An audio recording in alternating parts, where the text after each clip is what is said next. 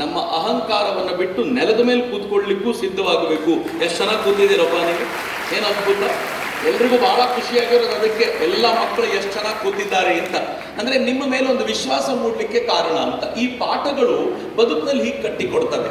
ಇವತ್ತು ಸ್ವಾಮೀಜಿ, ಇಬ್ಬರು ಸ್ವಾಮೀಜಿಯವರು ಸುಂದರವಾಗಿ ಕೆಲವು ಸಂಗತಿಗಳನ್ನು ಕಟ್ಟಿಕೊಟ್ರು. ಬೋಧಮಯಾನಂದಜಿಯವರು ದೈಹಿಕ ಆರೋಗ್ಯದ ಕುರಿತಂತೆ ಮಾತನಾಡುವಾಗ ಅಲ್ಲಿಗೆ ನಿಲ್ಲಿಸಿದ್ರು. ಇನ್ನೂ 2 ಸಂಗತಿಗಳನ್ನು ಅವ್ರು ಹೇಳೋದು ಬಾಕಿ ಇತ್ತು. ಇನ್ನು ನಿರ್ಭಯಾನಂದಜಿಯವರು ಮಾನಸಿಕ ಶಕ್ತಿಯನ್ನು ವೃದ್ಧಿಸಿಕೊಳ್ಳುವ, ಬೌದ್ಧಿಕ ಶಕ್ತಿಯನ್ನು ಬೆಳೆಸಿಕೊಳ್ಳುವ ಈ ಚಿಂತನೆಗಳ ಕಡೆ ಗಮನ ಕೊಡ್ಲಿಕ್ಕೆ ಹೇಳಿದ್ರು. ವಾಸ್ತವವಾಗಿ 3 ಕಡೆ ಗಮನ ಕೊಟ್ಟರೆ ತರುಣರ ಬದುಕು ಮುಗೀತು. 3 ಚೆನ್ನಾಗಿ ಇಟ್ಕೋಬೇಕು. ಮೊದಲನೇದು ದೈಹಿಕ ಶಕ್ತಿ. ದೇಹವೇ ಕೆಲಸ ಮಾಡಲಿಲ್ಲ ಅಂತಂದ್ರೆ ಇನ್ನೆಲ್ಲ ಇದ್ದು ಏನು ಉಪಯೋಗ? ಹಾಗಂತ ಹಂಗಿದ್ದವರು ಸರಿ ಇರಲಿಲ್ಲ ಅಂತ ತಿಳ್ಕೊಳ್ಬೇಡಿ. ಸ್ಟೀಫನ್ ಹಾಕಿಂಗ್ ಅಂತ ಒಬ್ಬ ಸೈಂಟಿಸ್ಟ್ ಇದ್ದ. ಹೇಗಿದ್ದ ಗೊತ್ತೇ ಇರು, ನೀವು ಹೇಳಿದ್ರೆ ಆಶ್ಚರ್ಯ ಆಗ್ತೀರಾ.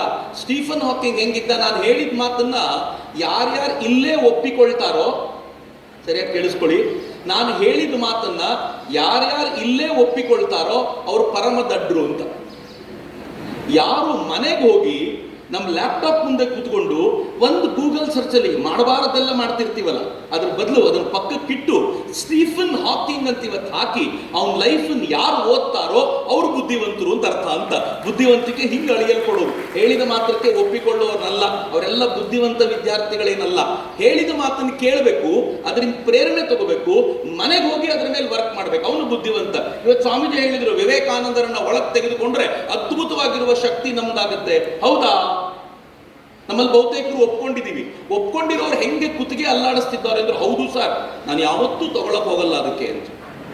ಆದ್ರೆ ಕೆಲವರು ಮಾತ್ರ ಸಮರ್ಥರು, ಬುದ್ಧಿವಂತರು ಹೆಂಗಿರ್ತಾರೆ ಅಂದ್ರೆ, ಸ್ವಾಮೀಜಿ ಹೇಳಿದ್ದಾರೆ, ಟೆಸ್ಟ್ ಮಾಡೇ ಬಿಡ್ತೀನಿ ಇವತ್ತು. 15 ದಿನಗಳ ಕಾಲ ಪ್ರತಿನಿತ್ಯ 15 ನಿಮಿಷ ವಿವೇಕಾನಂದರನ್ನು ಓದ್ತೀನಿ. 15 ದಿನಗಳ ನಂತರ ನನ್ನೊಳಗೆ ಬದಲಾವಣೆ ಬಂದಿದೆಯೋ ಇಲ್ಲೋ ಅಂತ ಚೆಕ್ ಮಾಡಿ ಸುಮೇಧಾನಂದಜಿಯವರ ಹತ್ರ ಹೋಗ್ಬಿಟ್ಟು, ಸ್ವಾಮೀಜಿ ಅವತ್ತು ಹೇಳಿದ್ ನಿಜ, ಅವತ್ತು ಹೇಳಿದ್ ಸುಳ್ಳು ಅನ್ನೋದನ್ನ ನಾನು ಕ್ಲಿಯರ್ ಮಾಡ್ತೀನಿ. ಏನ್ ಚಾಲೆಂಜ್ ಇದು?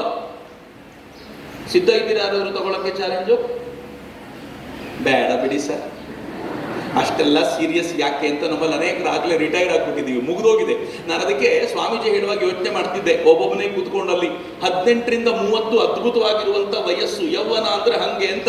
ಆದರೆ ಇನ್ನು 20 ದಾಟದ ನಾವೆಲ್ಲ ಹೆಂಗಿದ್ದೀವಿ ಅಂತಂದ್ರೆ, ಇನ್ನು 20 ದಾಟದ ನಾವುಗಳು ಅಕಸ್ಮಾತ್ ನಾಳೆ ಬೆಳಗ್ಗೆ ಸಾಯೋ ಸ್ಥಿತಿ ಬಂದ್ರೆ, ಹೋಗೇ ಬಿಡೋಣಪ್ಪ, ಯಾಕೆ ಬೇಕು ಈ ಬದುಕಿನ ಟೆನ್ಷನ್ ಅಂತ.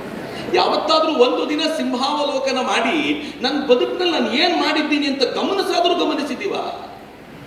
ಇವತ್ತು ವಾಪಸ್ ಮನೆಗೆ ಹೋಗಿ ಒಂದು ಪುಟ್ಟ ಕೆಲಸ ಕೊಡ್ತೀನಿ, ಇವತ್ತಿನ ಭಾಷಣದ ನಂತರ, ಇವತ್ತಿನ ಕಾರ್ಯಕ್ರಮದ ನಂತರ ಏನ್ ಮಾಡಬೇಕು ಅಂತ. ಮನೆಗೆ ಹೋದ ನಂತರ ನಿಮ್ಮ ನೋಟ್ಬುಕ್ ತೆಗೆದುಕೊಳ್ಳಿ, ಡೈರಿ ಬರೆಯೋ ಅಭ್ಯಾಸ ಇದ್ರೆ ವೆರಿ ಗುಡ್, ನಿಮ್ಮ ಡೈರಿ ತೆಗೆದುಕೊಳ್ಳಿ. ಇವತ್ತು ನಿಮ್ಗೆ 20 ವರ್ಷವೋ 21 ವರ್ಷವೋ 18 ವರ್ಷವೋ ಏನೋ ಆಗಿದೆ.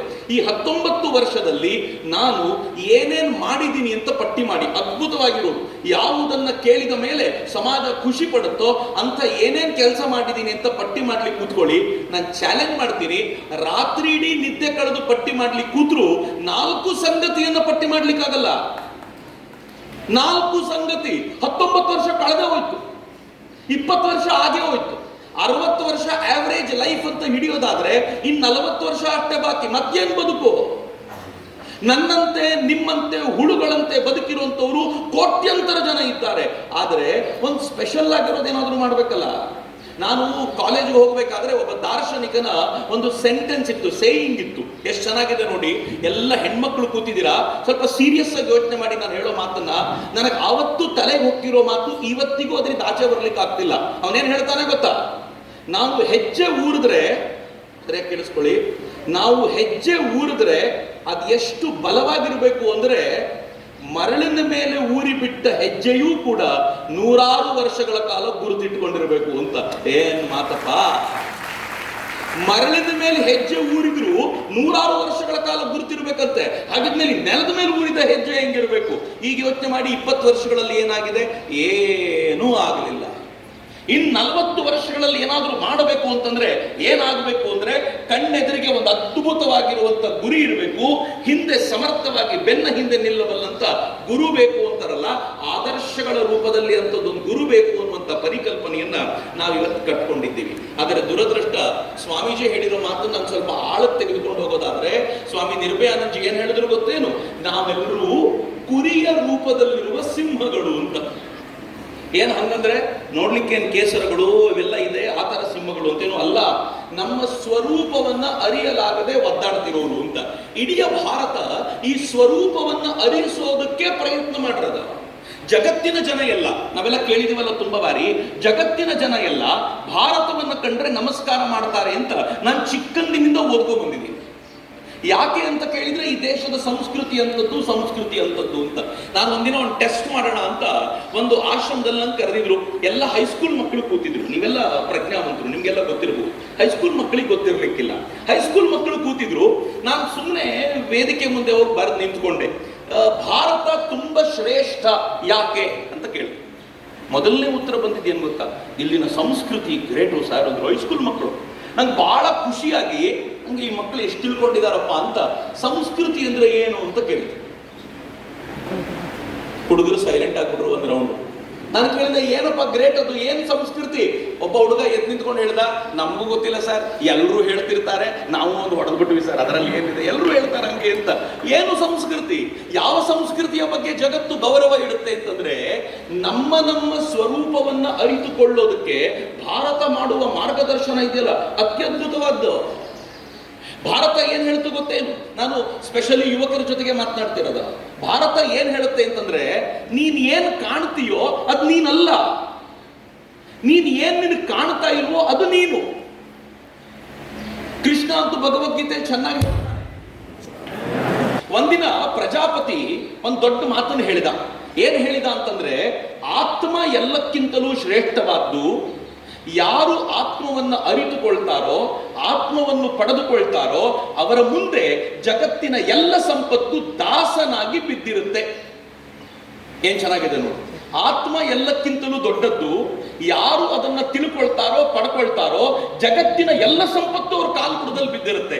ಏನ್ ಚೆನ್ನಾಗಿರುತ್ತೆ. ಈಗ ನೀವು CM ಆಗಬೇಕು, ಆತ್ಮ ಅರತ್ರೆ CM ಪದವಿ ನಿಮ್ ಕಾಲ ಕೆಳಗೆ. ನೀವು PM ಆಗಬೇಕು, ಆತ್ಮವನ್ನು ಅರಿತುಕೊಂಡ್ರೆ PM ಪದವಿ ನಿಮ್ ಕಾಲ ಕೆಳಗೆ. ನೀವು ಜಗತ್ತಿನ ದೊಡ್ಡ ಶ್ರೀಮಂತರಾಗಬೇಕು, ಆತ್ಮವನ್ನು ಅರಿತುಕೊಂಡ್ರೆ ಶ್ರೀಮಂತಿಕೆ ನಿಮ್ ಕಾಲ್ಪುರದಲ್ಲಿ. ಅರೆ ಇದನ್ನೇ ತಿಳ್ಕೊಳ್ಳೋದು ಒಳ್ಳೇದಲ್ಲ ಇನ್ ಸರ್ಕಸ್ ಮಾಡಕ್ಕಿಂತ. ಅದಕ್ಕೆ ಏನಾಯ್ತು, ದೇವರುಗಳ ರಾಜ ಇಂದ್ರ ಮತ್ತು ರಾಕ್ಷಸರ ಲೀಡರ್ ವಿರೋಚನ ಇಬ್ರು ಪ್ರಜಾಪತಿ ಹತ್ರ ಬಂದ್ರು. ಶ್ರದ್ಧೆಯಿಂದನೇ ಬಂದ್ರು. ಭಗವಂತ ಎಂತ ಒಳ್ಳೆ ಮಾತು ಹೇಳ್ಬಿಟ್ಟೆ, ಅದು ಏನು ಆತ್ಮ ಅಂತ ಸ್ವಲ್ಪ ನಮ್ಗೆ ಹೇಳ್ಬಿಡು, ನಾವು ಶ್ರೀಮಂತರಾಗಬೇಕು ಅಂತ ಇಬ್ರು ಬಂದ್ರು. ಪ್ರಜಾಪತಿ ಹೇಳಿದ, ಸುಮ್ಮನೆ ಎಲ್ರಿಗೂ ಹೇಳ್ಕೊಡಕ್ ಆಗಲ್ಲ ಇದನ್ನ. ನಿಮಗೆ ಈ ಶ್ರೀಮಂತಿಕೆ, ಈ ಆತ್ಮದ ಗುಟ್ಟು ಹೇಳ್ಕೊಡ್ಬೇಕು ಅಂದ್ರೆ 32 ವರ್ಷ ನೀವು ನನ್ನ ಸೇವೆ ಮಾಡಬೇಕು ಅಂದ್ರೆ. ಎಷ್ಟು? ನಾವಾಗಿದ್ರೆ ಏನ್ ಮಾಡ್ತಿದ್ವಿ ಗೊತ್ತಾ? ಈ ಯೂನಿವರ್ಸಿಟಿಗೆ ನಾವು ಎಷ್ಟು ವರ್ಷ? ಮತ್ತು 32 ವರ್ಷ ಸೇವೆ ಮಾಡುವುದ. ಇವನಾಯ್ತು ಅಂತ ಇನ್ನು 32 ವರ್ಷ ಸೇವೆ ಮಾಡಿದ ಶ್ರದ್ಧೆಯಿಂದ ದೊಡ್ಡದೇನೋ ಸಿಗುತ್ತೆ ಅಂತ. ವಿಚಾರದ ಹಸಿವು ಭಾರತದಲ್ಲಿ ಹೆಂಗಿರುತ್ತೆ ನೋಡಿ. 32 ವರ್ಷ ಕಳೆದ ಮೇಲೆ ಪ್ರಜಾಪತಿ ಕರೆದು ಹೇಳಿದ್ರು, ಮಗು ನೀನು ಆವಾಗ ಸ್ವಲ್ಪ ತಪ್ಪು ತಿಳ್ಕೊಂಡಿದ್ದೆ, ಈಗ ನಾನು ಸ್ವಲ್ಪ ಎಕ್ಸ್ಟೆಂಡ್ ಮಾಡ್ತೀನಿ. ನಿದ್ದೆಯಲ್ಲಿ ಏನ್ ಕಾಣುತ್ತೋ ಅದೇ ಬ್ರಹ್ಮ ಅಂತ. ಏನ್ ಚೆನ್ನಾಗಿದೆ. ಇಂದ್ರನಿಗೆ ಬಹಳ ಖುಷಿ ಆಯ್ತು. ರಾಕ್ಷಸರಿಗಿಂತ ಒಂದ್ ಹೆಜ್ಜೆ ಮುಂದೆ ಬಂದೆ ಅಂತ ವಾಪಸ್ ಹೋಗ್ತಿದ್ದ. ಇನ್ನೇನು ತಾನು ಮನೆ ಹತ್ರ ಹೋಗ್ಬೇಕು, ಅರ್ಥ ಆಯ್ತು ಅವನಿಗೆ, ನಿದ್ದೆಯಲ್ಲಿ ದುಃಖ ಇದೆ, ನಿದ್ದೆಯಲ್ಲಿ ಸಾವಿದೆ. ಯಾವುದು ನಿದ್ದೆಯಲ್ಲಿ ಆದ್ರೆ ಡೇಂಜರಸ್. ಈ ತಮಸ್ನಲ್ಲಿರುವಂತವರು ರಾಕ್ಷಸ ವೃತ್ತಿಗೆ ಸಮಾನ. ಅವ್ರು ತೀರಾ ರಾಕ್ಷಸರಂತೆ ಬಿಹೇವ್ ಮಾಡ್ತಿರ್ತಾರೆ. ಅಲ್ಲಿಂದ ಸ್ವಲ್ಪ ರಜಸ್ಸಿಗೆ ಬರಬೇಕು ಅಂದ್ರೆ ಆಕ್ಟಿವಿಟಿ ಮಾಡಬೇಕು. ವಿವೇಕಾನಂದರು ಹೇಳಿದ್ರು, ಯಾರು ರಾಷ್ಟ್ರವನ್ನ ಹೃದಯದಲ್ಲಿ ಇಟ್ಕೊಂಡು ಕೆಲಸ ಮಾಡ್ತಾರೋ ಅವರಲ್ಲಿ ವೃತ್ತಿಯನ್ನ ಬೆಳೆಸಬಹುದು. ರಜಸ್ಸಿನ ವೃತ್ತಿಯನ್ನ ಬೆಳೆಸಲಿಕ್ಕೆ ಇರೋದು ಅತ್ಯಂತ ಶ್ರೇಷ್ಠ ಮಾರ್ಗ ರಾಷ್ಟ್ರದ ಕೆಲಸ ಅಂತ. ಏನ್ ರಾಷ್ಟ್ರದ ಕೆಲಸ ಅಂತಂದ್ರೆ, ಒಂದು ಸಣ್ಣ ಪ್ರಯೋಗ ಮಾಡಿ ನೋಡಿ. ನಾನು ಬಹಳ ಹಿಂದೆ ಈ ತರದೊಂದು ಪ್ರಯೋಗ ಮಾಡಿ ನೋಡಿದ್ದೆ. ಪ್ರಯೋಗ ಅಂತಂದ್ರೆ ವಿವೇಕಾನಂದರನ್ನು ಓದಿದ್ಮೇಲೆ ಸುಮ್ಮನೆ ಇರ್ಲಿಕ್ಕೆ ಬಿಡಲ್ಲ ಮನುಷ್ಯ. ಸ್ವಾಮೀಜಿ ಹೇಳಿದ್ರು ವಿವೇಕಾನಂದರನ್ನ ಓದಿ ಅಂತ. ನಂಗೆ ಗೊತ್ತು, ಇವತ್ತಿನ PU ಮಕ್ಕಳಿಗೆ, ಡಿಗ್ರಿ ಮಕ್ಕಳಿಗೆ ತುಂಬಾ ದೊಡ್ಡದನ್ನು ಹೇಳ್ಬಿಟ್ರು. ದಿನಕ್ಕೆ ಒಂದೊಂದು ಪೇಜ್ ವಿವೇಕಾನಂದರನ್ನು ಓದೋದಾ, ಏನ್ ಕಷ್ಟನಪ್ಪ ಅನ್ಕೊಳ್ತಾರೆ. ಅದಕ್ಕೆ ನಾನು ವಿವೇಕಾನಂದರನ್ನು ಓದಿ ಅಂತ ಹೇಳೋಕ್ಕಿಂತ ಮುಂಚೆ ಒಂದು ಸಣ್ಣ ಕೆಲಸ ಕೊಡ್ತೀನಿ. ಮಾಡ್ತೀರಿ ಎಲ್ಲ ಕಾಲೇಜ್ ಮಕ್ಕಳು? ಸಿಂಪಲ್ ಕೆಲಸ. ಇವತ್ತು ಹೊರಗಡೆ ಹೋಗ್ಬೇಕಾದ್ರೆ ವಿವೇಕಾನಂದರದೊಂದು ಫೋಟೋ ತೆಗೆದುಕೊಳ್ಳಿ. ನೀವು ಓದೋದೇನು ಬೇಡ, ಓದೋದನ್ನ ಅವ್ರು ಓದಿಸ್ಕೊಳ್ತಾರೆ.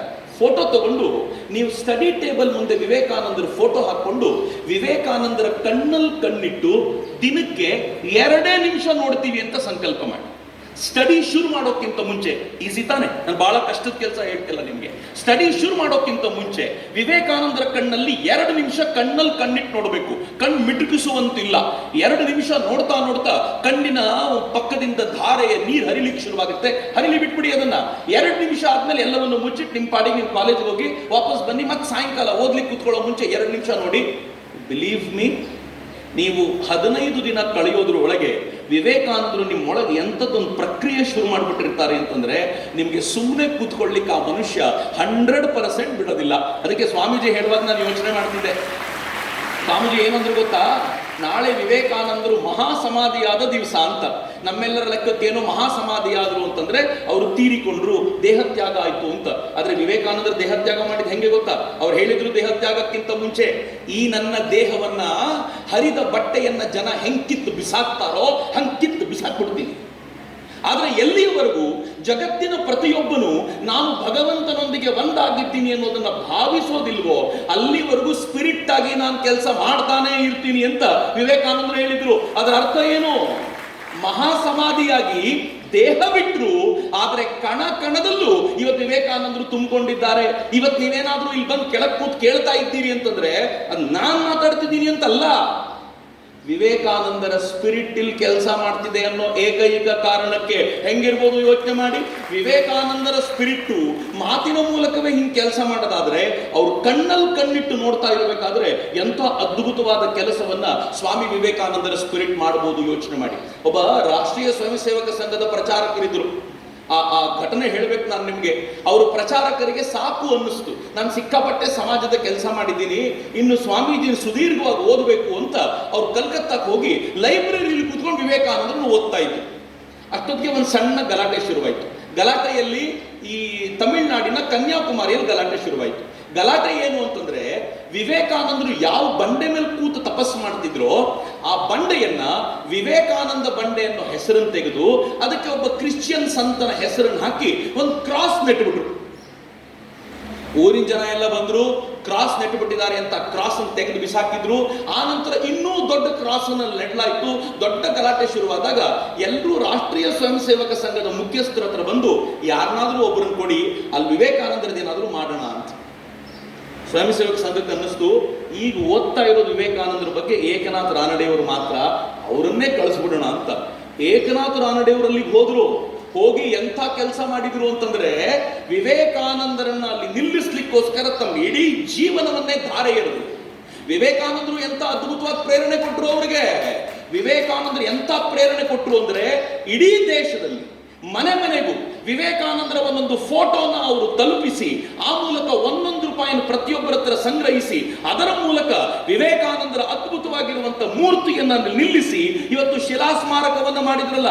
ಯಾವ ಶಿಲಾಸ್ಮಾರಕದ ಮೇಲೆ ಈ ದೇಶದ ಪ್ರಧಾನಮಂತ್ರಿಯು ನಾನು 2 ದಿನ ಕುಳಿತುಕೊಂಡು ಧ್ಯಾನಸ್ಥನಾಗಿ ಈ ದೇಶಕ್ಕೆ ಏನ್ ಮಾಡಬೇಕು ಅನ್ನೋ ಸಂಕಲ್ಪವನ್ನು ಕಟ್ಕೋಬೇಕು ಅಂತ ಹೇಳಿದ್ರು, ಆ ಶಿಲಾಸ್ಮಾರಕಕ್ಕೆ ಕಾರಣವಾಗಿದ್ದು ಒಬ್ಬ ಸಾಮಾನ್ಯ ವ್ಯಕ್ತಿ ಏಕನಾಥ ರಾನಡೆ. ಅವರು ಅಸಾಮಾನ್ಯರಾಗಿದ್ದು ಯಾಕೆ ಅಂದ್ರೆ, ವಿವೇಕಾನಂದ ಅನ್ನುವಂತ ವ್ಯಕ್ತಿ ಅವರೊಳಗೆ ಹೋಗಿದ್ರಿಂದ. ಮಿತ್ರ, ಬರೀ ವಿವೇಕಾನಂದರ ಸ್ಮಾರಕ ಕಟ್ಟಿದ್ರೆ ನಾನು ಇವತ್ತು ಮಾತನಾಡ್ತಿರ್ಲಿಲ್ಲ. ನಾವೆಲ್ಲರೂ ತುಂಬಾ ಜನ ಪ್ರತಿಮೆ ನಿಲ್ಲಿಸ್ತೀವಿ, ಆದ್ರೆ ಅವ್ರು ಏನ್ ಮಾಡಿದ್ರು ಗೊತ್ತಾ? ವಿವೇಕಾನಂದರ ಕೆಲಸ ಮುಂದುವರಿಸಬೇಕು ಅಂತ ತರುಣ ತರುಣಿಯರಿಗೆ ಪ್ರೇರಣೆ ಕೊಟ್ಟು ವಿವೇಕಾನಂದ ಕೇಂದ್ರವನ್ನು ಕಟ್ಟಿದ್ರು. ಆ ಕೇಂದ್ರದ ಮೂಲಕ ಸಾವಿರಾರು ಜನ ತರುಣ ತರುಣಿಯರು ತಮ್ಮ ಬದುಕನ್ನ ಈ ದೇಶದ ಕಾರ್ಯಕ್ಕೋಸ್ಕರ ಕೊಟ್ಟಿದ್ದಾರಲ್ಲ. ನಾನು ಅರುಣಾಚಲಕ್ಕೆ ಹೋಗಿದ್ದೀನಿ, ಅಸ್ಸಾಂಗೆ ಹೋಗಿದ್ದೀನಿ, ನಾಗಾಲ್ಯಾಂಡ್ಗೆ ಹೋಗಿದ್ದೀನಿ, ಮಣಿಪುರ್ಗೆ ಹೋಗಿದ್ದೀನಿ, ಮಿಜೋರಾಂಗೆ ಹೋಗಿದ್ದೀನಿ. ಆಲ್ಮೋಸ್ಟ್ ಸಿಕ್ಕಿಂ ಬಿಟ್ರೆ ನಾರ್ತ್ ಈಸ್ಟ್ ನ ಎಲ್ಲ ರಾಜ್ಯಗಳನ್ನು ಸುತ್ತಾಡಿದ್ದೀನಿ. ನೀವು ಆ ರಾಜ್ಯಗಳಿಗೆ ಹೋದ್ರೆ ವಿವೇಕಾನಂದ ಕೇಂದ್ರ ಕೆಲಸ ಮಾಡೋದನ್ನ ನೋಡಬೇಕು. ಯಾವ ನಾರ್ತ್ ಈಸ್ಟ್ ಅನ್ನ ಚೈನಾದವರು ಕ್ರಿಶ್ಚಿಯನ್ರು ಕಿತ್ಕೋಬೇಕು ಅಂತ ಪ್ರಯತ್ನ ಪಟ್ಟಿದ್ರು, ಅದೇನಾದ್ರೂ ಇವತ್ತು ಬಲವಾಗಿ ಭಾರತದೊಂದಿಗೆ ಉಳ್ಕೊಂಡಿದೆ ಅಂತಂದ್ರೆ ಅದಕ್ಕೆ ಕಾರಣವಾಗಿದ್ದು ವಿವೇಕಾನಂದರ ಪ್ರೇರಣೆ. ಸ್ವಾಮೀಜಿ ಹೆಂಗ್ ಕಟ್ಟಿದ್ರು ಭಾರತವನ್ನ? ಶಂಕರಾಚಾರ್ಯರು 4 ಆಮ್ನಾಯ ಪೀಠವನ್ನ ಕಟ್ಟಿ ಈ ದೇಶವನ್ನು ಉಳಿಸಿಕೊಡೋ ಪ್ರಯತ್ನ ಮಾಡಿದರೆ, ವಿವೇಕಾನಂದರು ಪ್ರೇರಣೆಯ ಮೂಲಕ ಸಾವಿರಾರು ಜನರ ಮೂಲಕ ಹೆಂಗ್ ಕೆಲಸ ಮಾಡಿಸ್ಕೊಳ್ತಿದ್ದಾರೆ ಅಂದ್ರೆ ಈ ಭಾರತವನ್ನ ಏಕರಸವಾಗಿ ಉಳಿಸ್ಕೊಳ್ಳಿಕ್ಕೆ ಪ್ರಯತ್ನ ಪಡ್ತಿದ್ದಾರೆ. But where are we? ನಾವೆಲ್ಲಿದ್ದೀವಿ? ಸ್ವಾಮೀಜಿ ಅಂತ ಅದ್ಭುತವಾಗಿರುವಂತ ಪ್ರವಾಹ, ನಾವು ಎಂಥ ಮಕ್ಕಳನ್ನ ಸಮಾಜಕ್ಕೆ ಕೊಡಬೇಕು ಅಂತ ಯೋಚನೆ ಮಾಡೋದು. ನಮ್ಮ ಕಲ್ಪನೆಗಳು, ನಮ್ಮ ಆಲೋಚನೆಗಳನ್ನು ಮಿತ್ರರೆ ವಿಸ್ತಾರ ಮಾಡ್ಕೊಳ್ಬೇಕಾದಂಥ ಅಗತ್ಯ ಇದೆ. ಇವತ್ತಿನ ಭಾರತ ಹೆಂಗಿದೆ ಗೊತ್ತೇನು? ಒಂದು ಕಾಲದಲ್ಲಿ ನಮಗೆ ಪಾಕಿಸ್ತಾನ ಅಂದರೆ ಹೆದರಿಕೆ ಆಗುವಂಥ ಸ್ಥಿತಿ ಇತ್ತು. ಯಾವಾಗ ಪಾಕಿಸ್ತಾನದವ್ರು ಬಂದು ಎಲ್ಲಿ ಭಯೋತ್ಪಾದನೆ ನಡೆಸಿ ಹೋಗ್ತಾರೋ ಅಂತ. ಇವತ್ತು ಹಂಗಿಲ್ಲ. ಇವತ್ತು ಏನಾಗಿದೆ ಗೊತ್ತಾ? ಭಾರತದ ಸೈನಿಕರು, ಭಾರತದ ರಾ ಏಜೆಂಟ್ಗಳು ಪಾಕಿಸ್ತಾನಕ್ಕೆ ನುಗ್ಗಿ ಪಾಕಿಸ್ತಾನದಲ್ಲಿರುವಂಥ ಭಯೋತ್ಪಾದಕರನ್ನ ದಿನ ಬೆಳಗಾದ್ರೆ ಬಡ್ದು ಹಾಕಿ ಹೇಳ್ತಾರೆ, ನೀನನ್ನು ಭಾರತಕ್ಕೆ ಕರ್ಕೊಂಡು ಬಂದು ಕೊಲ್ಲಬೇಕಾಗಿಲ್ಲ, ಇಲ್ಲೇ ನುಗ್ಗಿ ಬಡಿತೀವಿ ಅಂತ ಹೇಳುವ ಮಟ್ಟಕ್ಕೆ ಭಾರತ ಬೆಳೆದು ನಿಂತಿದೆ ಇವತ್ತು.